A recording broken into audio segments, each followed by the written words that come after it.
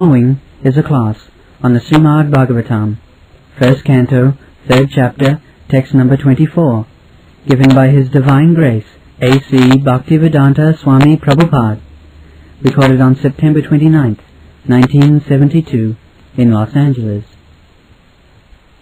Translation. Then, in the beginning of Kali-yuga, the Lord will appear as Lord Buddha, the son of Anjana, in the province of Gaya, just for the purpose of deluding those who are envious of the faithful theist. So, these words are significant. Bhavishyati. Bhavishyati means in future he will appear. Other avatars, just like Lord Ramchandra, Krishna, they have been described that he appeared for doing this work. Similarly, in future also, who will appear, that is also listed. So, no pseudo-incarnation can come in, because past, present, future, everything is described. Bhavishyati, this Bhagavad Grantha, Shastra, was written 5,000 years ago. Now, 5,000 years ago there was no Buddha, but in future he will come, and that is mentioned here, Bhavishyat. Not only Buddha's name only, but his mother's name and the place where he would appear. And this is called Shastra. No speculation, fact, either past, present or future. It doesn't matter. Trikalagya. So we accept knowledge from such person who knows past, present and future. The persons who do not know even present what is going on, how we can accept knowledge from him? This is not our process. Our process is to receive knowledge from a person who knows past, present and future. Just like Krishna and the Acharyas, they know. So, our knowledge is perfect because we are receiving knowledge from the perfect as it is. Therefore our knowledge. It is not that I am perfect. I may not be perfect, I may be perfect. But because I am accepting the perfect knowledge, therefore whatever I speak on that basis, that is perfect. This is our process. You don't require to research. What research will make? You are yourself insufficient. What research you can make? Your senses are insufficient. You try to see the cosmic manifestation with your microscope or telescope, but that is also manufactured by you. So you are imperfect. So whatever you have done, that is all imperfect. How you can know? If you are imperfect, the four defects of the condition. So, one is sure to come with mistake. Anyone, any big man of this world, he must come with mistake. His illusion. He is accepting something for something. Every one of us, we accept this body as I am, self. And we are fighting on this basis. I am American, you are Indian, you are Hindu, I am Muslim. Only on this bodily concept of it.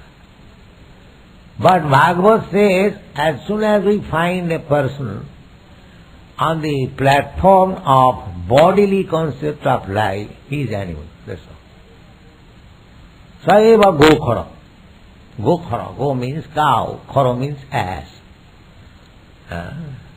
So, anyone who is under the bodily concept of life, he is fool, rascal. That's all. So these Shastras are written just like Vyasadeva. Vyasadeva is speaking The Kikiteshu Bhavishyati. Kikiteshu means the province of Gaya is still existing. Bhavishyati.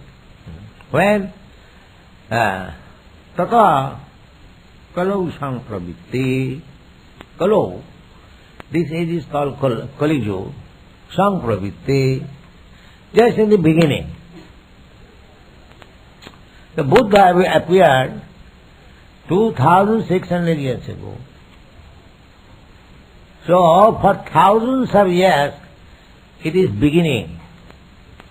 Just like the sunset and the sunrise, there is an intermediate period. It is neither light nor dark. That is called intermediate period.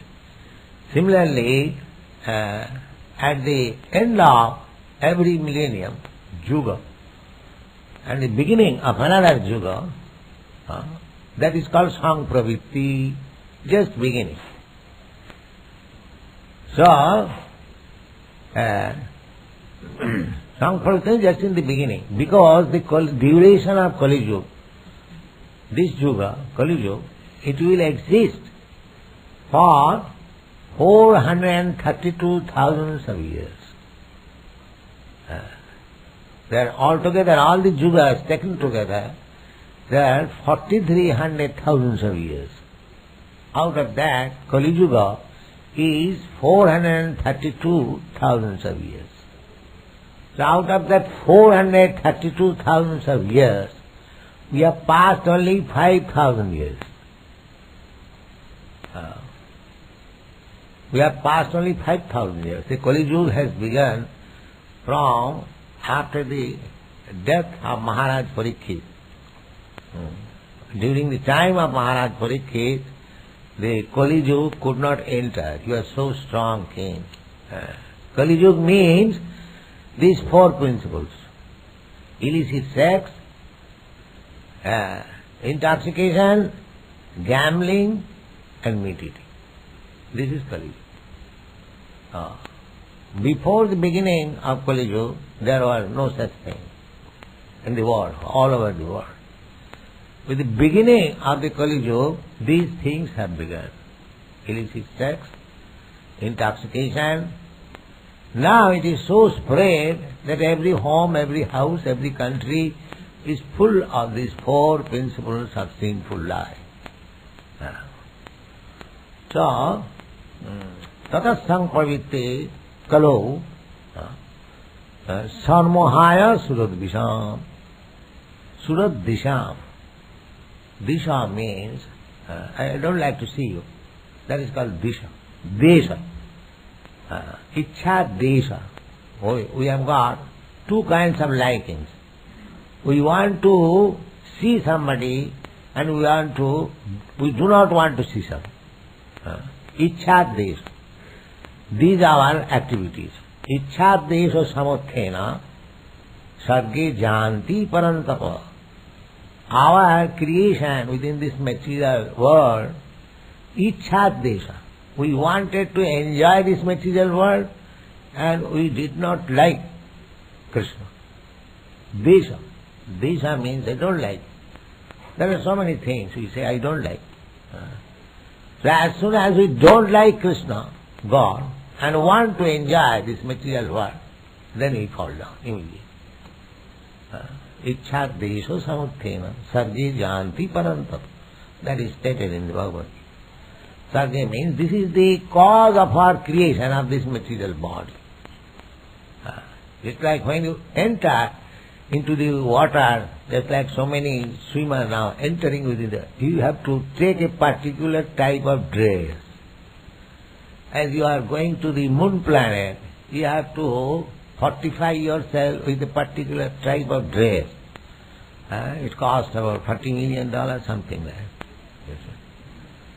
Similarly, the spirit soul, we are all spirit souls. When we want to enter this material world, we get this material world.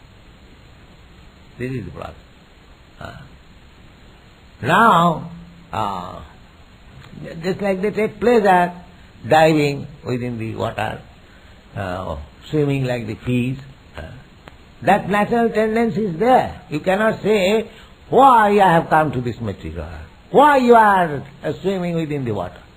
Why? Who has induced you? There is no such question. But the fact is, as soon as you want to enter this material world, you have to accept this. Otherwise you cannot work here. This is the fact. So, our problem is that we have entered this material world out of our own will. Ichchadesha samasthena. No, Krishna has not pushed us. You wanted something for your enjoyment, so-called enjoyment. Krishna has provided. Just like you want to enter into the prison life, therefore government creates a prison house. Government does not like that there should be prison house, and government has to make a department, criminal department, and spend millions of dollars for nothing, for maintaining the prison house. Government has no such thing, plan. But because you want to enter into the prison house, therefore, before your entering, government is prepared. Here is your house. Please come. So that is the way of material creation. There was no need of this material creation. Some rascals question that why God has created this miserable world. You wanted, therefore God has given you. Je jathamang prapaddante tang sathaiva bhajamo. Krishna says, Krishna is very kind. You wanted such a thing. The same example, the prison house. The prison house is, government is not canvassing. Please, you all gentlemen and ladies, come here. No. You are going. You are going. Similarly, this material world is created for you because you wanted it. And here, you cannot expect in the prison house to live very comfortably, because after all it is prison house. There must be tribulation so that you may not come again. You cannot expect that prison house will be very comfortable and you live forever. So, upon this infliction of so many conditions, so many miserable conditions, still we do not want to leave this place. Just see how much attachment we have got. Dukkhalayam asasadam. This place has been described that it is a place for suffering. It is not the place for enjoying. But still we are not inclined to leave it. Dukkhalayam asasadam. You cannot make even compromise. All right. It is a place of suffering, but we have got our radio and television, we shall live here. No. You may have your radio, television, and if you make compromise, nature will not allow you. After some years it kick out. Please get out of this apartment. Now I've got my television and this, that's all right, you get out. Asasadam. You cannot make even compromise. All right, it is miserable place, I live here. But you will not be allowed to live. So these police rascals, they do not understand. Bhutta praliyate. Therefore, Lord Buddha appeared. These rascals. Sanmohaya Suradvisham. Suradvisham means rascals, atheist. There is no God. In Buddha religion, they don't believe in God. Yes. There is no soul, there is no God.